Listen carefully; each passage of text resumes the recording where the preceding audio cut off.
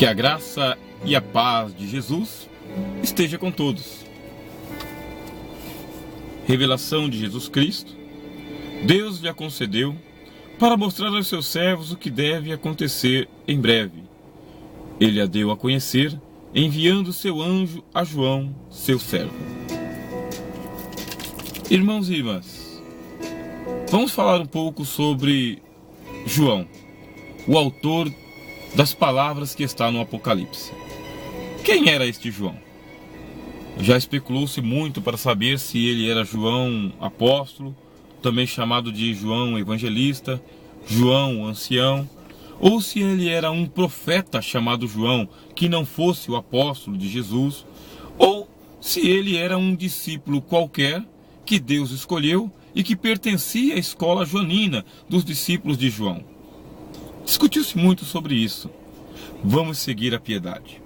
Vamos seguir o que nos diz a tradição, que este João é o mesmo que escreveu o Evangelho e as 3 cartas, que foi testemunha de Jesus desde o batismo em João Batista, no Rio Jordão, até este dia do Apocalipse, que viveu e morreu depois dos seus 100 anos de idade, que padeceu por mais de 60 anos, sendo o insigne pastor das igrejas da Ásia, que nos traz um evangelho diferenciado daquele que é Mateus, Marcos e Lucas. Não é que o evangelho dele é mais importante, mas o evangelho dele foi escrito pelo menos 30 anos depois daqueles dos irmãos Mateus, Marcos e Lucas. Se aqueles evangelhos tratam Jesus de uma maneira sinótica, com histórias parecidas, este evangelho de João, as suas cartas e o Apocalipse formam o Corpus Joaninos e formaram uma comunidade que nós chamamos de comunidade joanina ou igreja joanina. De fato, os discípulos de João, eles se diferenciavam um pouco dos outros discípulos que moravam na Palestina, que inclusive se congregavam em Antioquia, e eles se diferenciavam inclusive daquelas igrejas que foram fundadas pelo apóstolo Paulo. Não é o momento de nós falarmos disso, é só para pontuar. João tem algo de especial nesta revelação. Ele tem uma participação importante nesta revelação. Qual que é a importância de João com tudo isso que eu estou falando?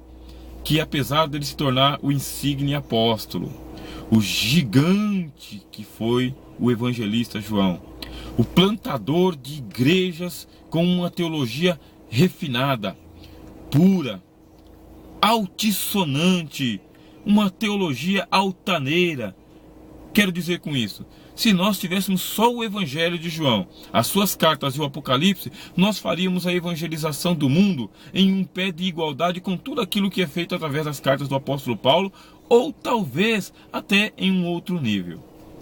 Apesar disto, desta grande honra, desta grande exaltação, João foi perseguido pelo Império Romano e foi desterrado para uma ilha degredo, uma ilha para onde mandavam os degredados, os condenados. E a palavra traz assim um título magnífico para este homem de Deus. Ele era servo. Foi enviado para ele porque ele não se exaltou pela excelência do seu ministério. Ele era servo. Sendo servo, era o dia do Senhor, que nós entendemos como sendo o dia de domingo, mas pode também ser uma representação do dia da revelação de Deus. Era o dia do Senhor, ele estava na ilha chamada Patmos e ele estava adorando ao Senhor, como servo de Deus. Ele não estava praguejando porque ele foi parar na ilha de Patmos. Ele não estava maldizendo e nem desistindo da sua fé. Estava servindo ao Senhor. Afinal de contas, nós buscamos a vontade de Deus e não as glórias humanas. Ah, meus irmãos e irmãs, se nós começarmos a buscar as glórias humanas e o reconhecimento e os aplausos humanos, vamos desistir rapidamente de Deus. Não vamos desistir dos aplausos, nem das pessoas, nem do glamour e nem do ministério. Vamos desistir de Deus, porque com certeza vai acontecer o que uma história antiga dizia, que a Roma estava pegando fogo e Pedro estava saindo, fugindo da cidade, enquanto ele viu um homem indo para a cidade. Ele reconheceu, era Jesus, e então ele perguntou: Senhor, para onde vais? E o Senhor disse: estou entrando em Roma para morrer com os meus irmãos, assim como eles estão morrendo também. É uma história, é um mito, mas encerra uma lição para nós. Jesus, ele não foge. Ele não vai para o lado do glamour, nem da pompa. Me desculpe os irmãos e as irmãs e as pessoas que gostam muito da apoteose. Jesus nasceu em uma estrebaria, em uma manjedoura, e a natureza dele não mudou. Foi ele quem nos ensinou a buscarmos a Deus em segredo. Foi Jesus quem nos ensinou a fecharmos a porta do quarto e buscarmos ao Senhor que tudo conhece.